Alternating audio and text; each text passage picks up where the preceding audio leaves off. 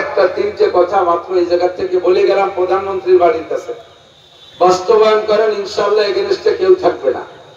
কথাগুলো শোনা পর্যন্ত শেষ।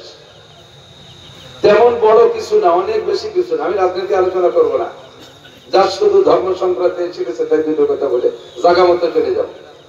আমি বলেছি জাতীয় সংসদ থেকে নামাজটাকে বিল আকারে পাশ করা হোক। আপনারা একমত কিনা? একমত না সবাই?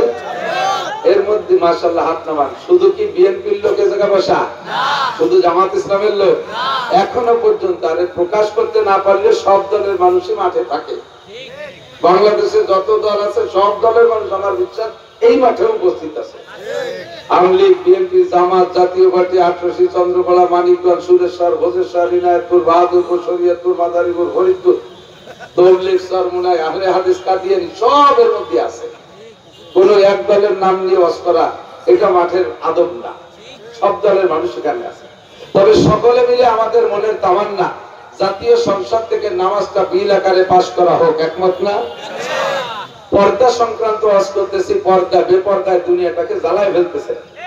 দাবি করেছিলাম প্রধানমন্ত্রী, তৎকালীন প্রধানমন্ত্রী বাসার কাছে দাঁড়াইয়া টঙ্গি পড়ায় বসে, গ্রামের নাম টঙ্গি পড়া, যে জাতীয় সংসদ থেকে পর্দাটাকে বিল আকারে পাশ করা হোক। বাংলাদেশে যত পার্কে দুইজন বসে বসে তসবি টেপে ওই জায়গা পুলিশ পাঠাই যায়, তসবি লাগে বড় টাকা দিয়ে। না কেন? একমত না সবাই? 3 নম্বর দাবি করছি যাকাতটাকে, মালের যাকাত সঠিকভাবে আদায় করে, ইনকাম ট্যাক্সের যাকাত পরিশোধ হয় না, যাকাতটাকে সঠিকভাবে আদায় করে ন্যায্যভাবে আমানতদার মানুষের মাধ্যমে বন্টন করা হোক। চোর চোরটা যারা মারিয়ে খায়, হালাল হারাম বাছা কোটা নাই, ওদের হাতে দেওয়া যাবে না। কতক্ষণ না কেন? আমানতদার ইমানদার মানুষের মাধ্যমে বন্টন করলে দেশে অভাবই থাকবে না, সাইনবোর্ড লেখা লাগবে না। ফকিরহাট একটা থানা আছে না, ও জায়গায় এসে আমি মাঝে মাঝে হাজু দাঁড়াইছি, পরিচিত মানুষ আছে, আমি একটু চা খাই। তো ওখানে নামি গাড়ি থেকে যেখানে নামছে দেখি দুটো বাঁশের খুঁটি, খেয়াল করি নাই।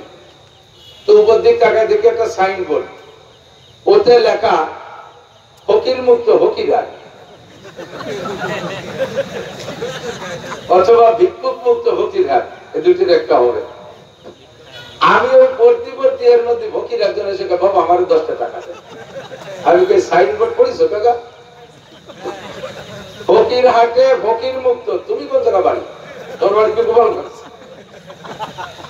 যে লেখছে সে বুড়িয়ে বেড়াক, আমার 10 টাকা লাগবে দাও।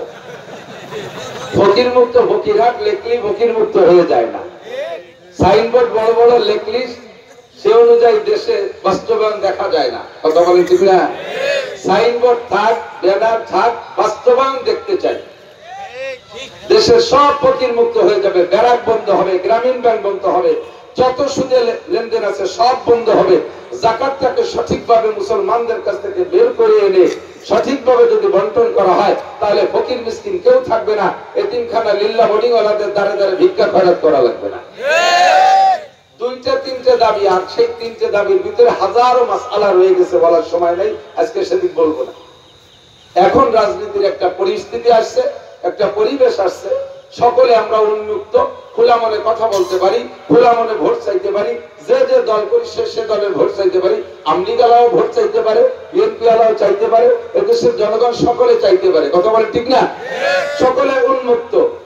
উন্মুক্ত পরিবেশটাকে আমরা সামনে একটা সুন্দর সুন্দর দেশে পরিণত করতে পারি রাজনীতির মাধ্যমে। এজন্য আল্লাহ পাকের কাছে খাস দোয়া করব এবং সকলে চেষ্টা করব। সকলে বলে আমিন। বাড়ি আমার গোপালগঞ্জ হওয়ার কারণে দ্বিমুখী সমস্যার মধ্যে পড়ে গেছে, একটু কয়ে নি।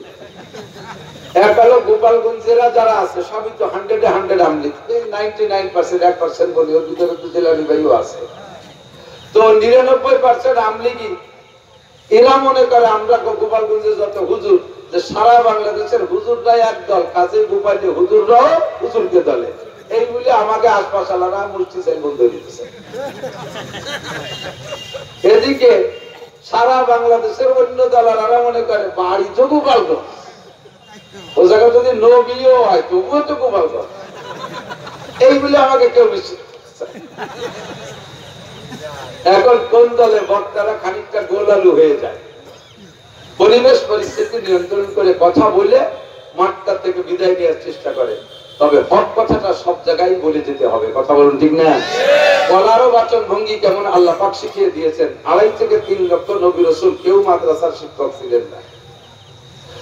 কোন নবী রাসূল primary, KG, kindergarten, high school, college, বিশ্ববিদ্যালয়ের শিক্ষক ছিলেন না।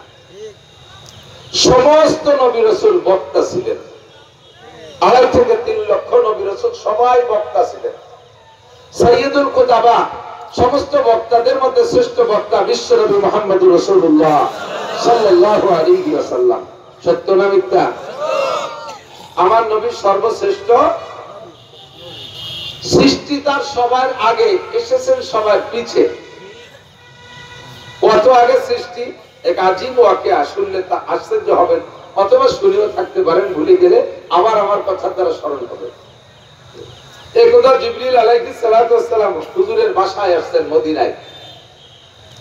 তো জিবরিল আলাইহিস সালাম ইয়াতাশাক্কালু বি আশকালি মুখতালিফা, বিভিন্ন সময় বিভিন্ন রূপ ধারণ করে। কখনো কখনো মানুষের রূপ ধারণ করে আসে। মানুষের মধ্যে প্রসিদ্ধ সাহাবা কয়েকজন ছিল, তাদের যে